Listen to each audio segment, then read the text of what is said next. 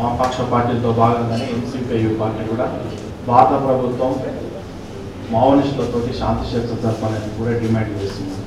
మావోయిస్టులది రాజకీయ సమస్య, శాంతి భద్రత సమస్య కాదు. ఈరోజు భారత ప్రభుత్వం శాంతి భద్రత సమస్య పేరుతోటి కార్పొరేట్ శక్తులకు అడవి సంపదను దాచిపెట్టడానికి ఆదాని అంబానీ లాంటి కార్పొరేట్ శక్తులు ఇంకింత బలపడడానికి ఆదివాసులను మావోయిస్టుల పేరుతోటి హతం చేయడం కానీ మావోయిస్టులను కూడా హతం చేయడం కానీ జరుగుతుంది. మావోయిస్టులది రాజకీయ సమస్య కాబట్టి భారతదేశంలో 5 దశాబ్దాలుగా వారి డిమాండ్ ప్రజలందరూ కనిపిస్తుంది. వారి డిమాండ్ ఈరోజు సామాజిక రాజకీయ ఆర్థిక అంశం ఏదైతే ఉందో భారతదేశాన్ని పరిపాలించిన అనేక పార్టీలతో పాటు ఈనాడు బీజేపీ పార్టీ కూడా దాన్ని పరిష్కరించలేదు. కాబట్టి ఈరోజు భారతదేశ ప్రజల ముందు మావోయిస్టుల సమస్య ప్రభుత్వం ప్రకటించిన హతమార్గం తీసేస్తామనేది ఒక చర్చనీయాంశం జరిగింది. ఈరోజు కేశవరావు గారిని ఒక జాతీయ ప్రధాన కార్యదర్శి ఉన్న రాజకీయ పార్టీ జాతీయ ప్రధాన కార్యదర్శి ఉన్నాయని తీసుకొచ్చి హతమార్చాలంటే వారు ఏదైతే ఉందో ఒక రాజకీయ విధానం ఏదైతే ఉందో ఆయనతో పూర్తి కాదన్నది భారత ప్రభుత్వం తెలుసుకోవాలి. రేపు వచ్చే మార్చి అయినా మరోసారి బీజేపీ ప్రభుత్వం వచ్చినా ఈ దేశంలో ఆ బీజేపీ ప్రభుత్వం ప్రకటించిన 80,000 మందికి మేము రేషన్ బియ్యం ఇస్తున్నాం అంటే పేదరికం ఉన్నట్లే కదా. ఈ దేశంలో ఇంకా సామాజిక ఆర్థిక రాజకీయ అంశాలు ప్రజలను ప్రశ్నిస్తున్నారంటే ఈ దేశంలో దశాబ్దాలుగా సమస్య పరిష్కరించలేదు కదా ప్రభుత్వాలు.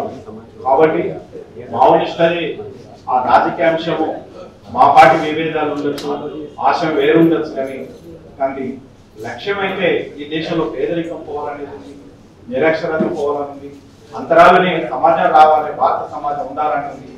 దానికి మార్గం మావోయిస్టుల దానికి వాళ్ళ చేతుల ఆయుధాలు ఉండదు. దాని మార్గం శాంతితో చర్చలు తప్ప మరో మార్గం లేదనేది రుజువైతుంది. భారత ప్రజానీకం కూడా అదే కోరుకుంటున్నదే మేము చాలా సార్లు చెప్తున్నాం. ఇక్కడ హాజరైన పెద్దలు వాళ్ళు కూడా శాంతి కమిటీలు వేసి భారత ప్రజల తరఫున ప్రభుత్వాన్ని డిమాండ్ చేస్తున్నప్పటికీ కూడా ప్రభుత్వం విన్నవించుకున్నప్పటికీ కూడా బీజేపీ ప్రభుత్వం చీమకుట్టినట్టు లేకుండా ఈరోజు తప్పు చెప్తే పాకిస్తాన్ యుద్ధం ఆపడానికి, తప్పు చెప్తే ఉగ్రవాదులను నుంచి ఎంపిక రావడానికి చాతనని కానీ మన భారతదేశ పౌరులను వారితో చర్చలు జరిపించి ఒక రాజ్యాంగబద్ధంగా పరిపాలన చేయడానికి, దేశాన్ని కాపాడుకోవడానికి బీజేపీ ప్రభుత్వం సుముఖం లేదు. ఇది మొత్తానికి కార్పొరేట్ శక్తుల చేతిలో ఉంది, పెట్టుబడిదారుల చేతిలో ఉంది. కాబట్టి ఇది ప్రజలు గమనిస్తున్నారు.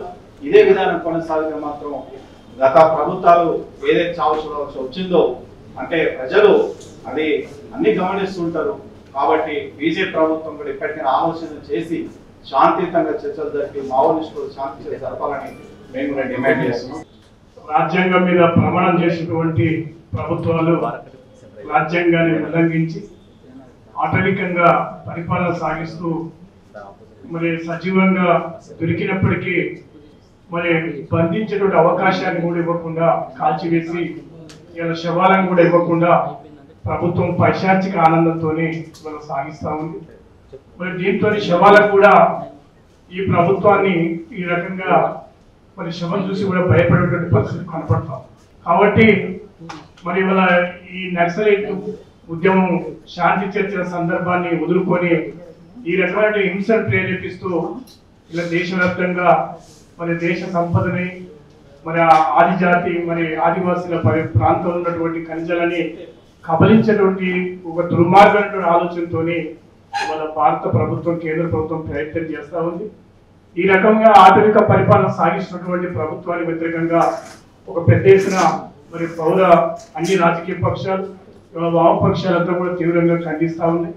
మరి ముఖ్యంగా ఇలా ఒక అవకాశం ఉన్నటువంటి రాజ్యం వదులుకొని ఈ రకంగా మరి అఖిల భారత ప్రధాన కార్యదర్శి చంపడం అనే దుర్మార్గమైన చర్యగా మరి శివాలను కూడా అంతర్జాతీయ న్యాయ సూత్రాల విరుద్ధంగా వాళ్ళు చెప్పేటువంటి భారతీయ హిందూ సంస్కృతి విరుద్ధంగా కూడా పరిపాలన సాగిస్తూ ఇవాళ ఈ శవాలను కూడా ఇవ్వకపోవడం అనేది చాలా దుర్మార్గమైనటువంటి చర్యగా దీన్ని తీవ్రంగా ఖండిస్తూ ఈ రకమైన పరిపాలన సాగిస్తున్నటువంటి కేంద్ర ప్రభుత్వానికి వ్యతిరేకంగా మరి పెద్ద ఎత్తున రాబోయే కాలంలో అందరం కూడా ఐక్యంగా మరి మాట్లాడవలసిన పరిస్థితి ఏర్పడ్డదని తీవ్రంగా ఖండిస్తా ఉన్నాం.